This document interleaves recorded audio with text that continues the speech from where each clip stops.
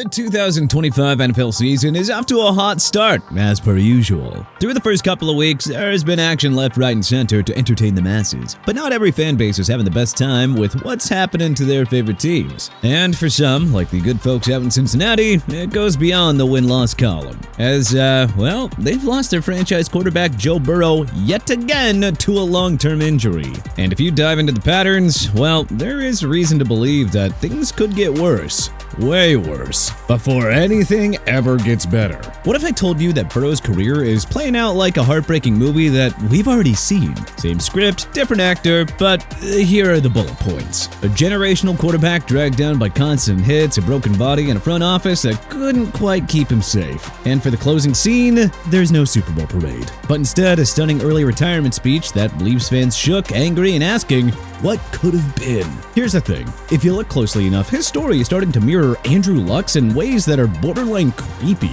This is not just a hot take meant to rile up Bengals Nation. It feels like Joe Burrow is trending towards becoming this generation's Andrew Luck in a way. As much as they might want to chalk it up to clickbait, the uncomfortable truth is staring him in the face. And it's that when you line up Joe Burrow's NFL career next to Luck's, the similarities aren't just there, they are screaming at us all. Let's start off with the basics. Both these guys weren't just quarterbacks. No, they were taken as saviors for franchises that were picking number 1 overall in the draft. Luck was supposed to be Peyton Manning's heir, but unfortunately, the chosen one was dropped into a Colts roster that had collapsed without Manning and told, hey, we need you to rebuild the whole thing. Oh, and also win right away. Joe Burrow was much of the same story, but different city. Drafted first overall to the Bengals, the Bengals who had been the definition of NFL mediocrity for decades, the franchise of heartbreak, of playoff collapse, of Marvin Lewis always coaching them to pretty good but never great. And Burrow wasn't drafted to just play quarterback. He was drafted to change the entire identity of Cincinnati football.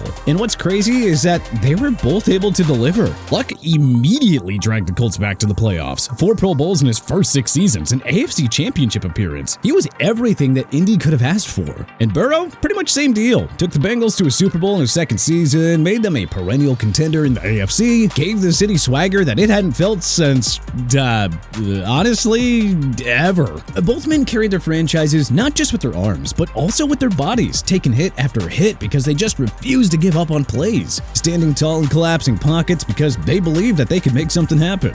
Year after year, their teams kept promising to fix the offensive line, and year after year, it just wasn't fixed, which ultimately led to a devastating turn of events in Indy and what we believe could be foreshadowing in Cincinnati. You see, heading into the 2019 NFL season, Andrew Luck surprised everyone by announcing his retirement at the age of 29, which is pretty young for a quarterback. Again, he walked away from the game not just because he lost the love for it, but also because he lost the will to keep putting his body through the same cycle. You know, pain, rehab, setback, repeat. And now, 6 years later, Joe Burrow is set to miss another extended stretch of play after sustaining a gnarly toe injury in Week 2 of the 2025 season. A nasty side effect of the beating that he took through 2 weeks behind another terrible Bengals offensive line. Oh, and in case you were wondering, he's not just in the same age range as Luck. He is actually set to turn 29 in December of this year. So he is the exact age. And if that weren't bad enough, well, the numbers are where it gets downright creepy. Virtually the exact same stat line, in fact. Andrew Luck, through his first 5 seasons in the NFL, he played 70 games, accumulated 19,078 passing yards, and 132 touchdowns, all while enduring 156 sacks. Joe Burrow? Well,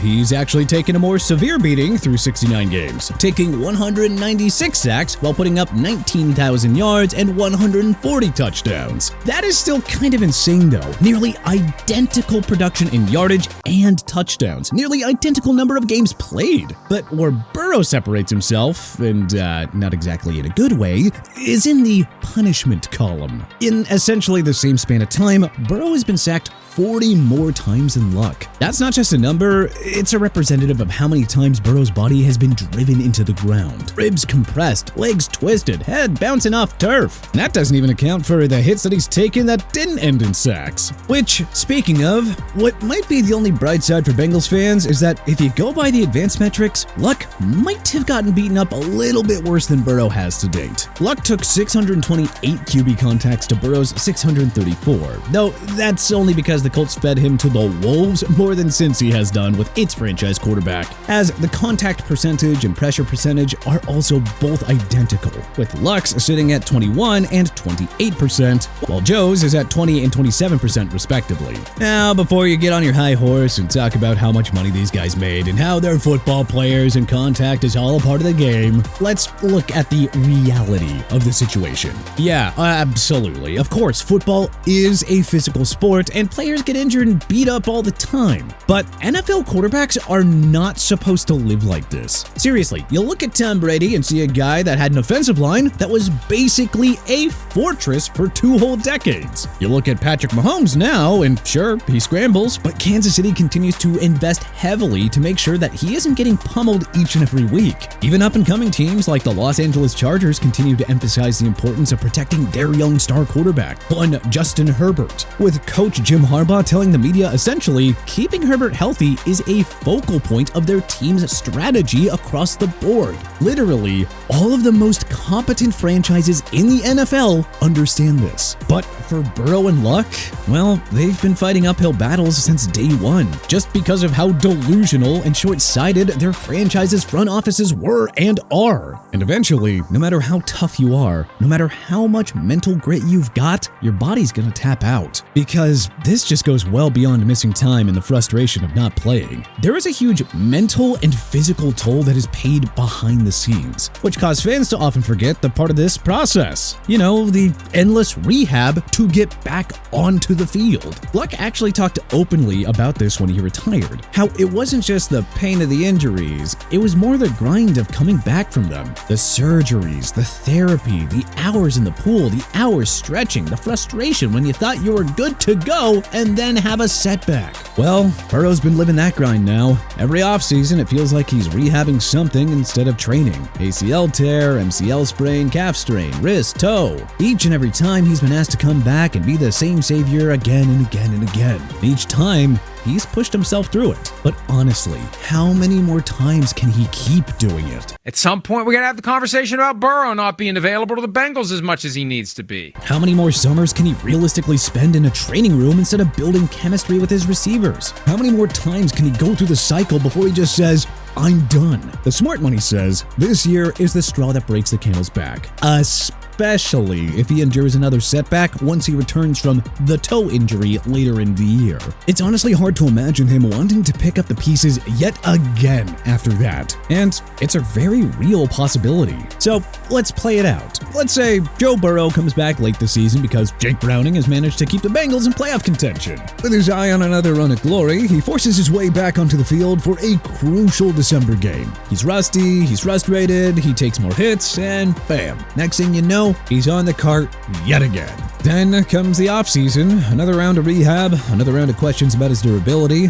and hey, maybe at this point, he looks around and says, why am I doing this to myself? Burrow really does not need football to define him. He's already a legend in Cincinnati after giving the Bengals something that they hadn't had in 30 years. And off the field, man, he is already rich beyond belief and an influential figure in pop culture. He could easily pivot to a second career in media or heck, maybe even Hollywood or something. So seriously, if the choice is between grinding his body into dust for a few more seasons or preserving his health for the next 50 years of his life, well, we already know how Andrew Luck answered that question. Now, I'm not saying Joe Burrow is definitely going to retire after this season. Nobody but Joe knows that. Maybe he comes back and the breaks start to go his way. Cincinnati's able to pick up a few pieces off the scrap heap, and they're able to slap together an offensive line that keeps him upright, and they make another run at the Super Bowl. And heck, Joe manages to rewrite this entire script. But I mean, at the moment, the parallels are just undeniable, full stop. Heck, I mean, even their body language on the field is almost identical. So, Bengals fans, please brace yourselves, because if Joe Burrow walks away at the end of the season, well, don't say that you didn't see it coming. But hey, what do you think? Do you think that Joe Burrow is going to end up retiring at the end of the season? Or do you think he'll be able to endure for another few? What do you think we're right on here? What do you think we're wrong about? Was there anything notable that we may have missed? Let us know in the comment section below. If you like this video and learned a thing or two, then hey, clicking that like button helps us out a ton. And you know, we really appreciate it. And if this is your first time coming around to TPS, well, hey, subscribing is a great idea because we put out videos like this every single day. But as always, thank you so much for watching, and we'll see you guys next time.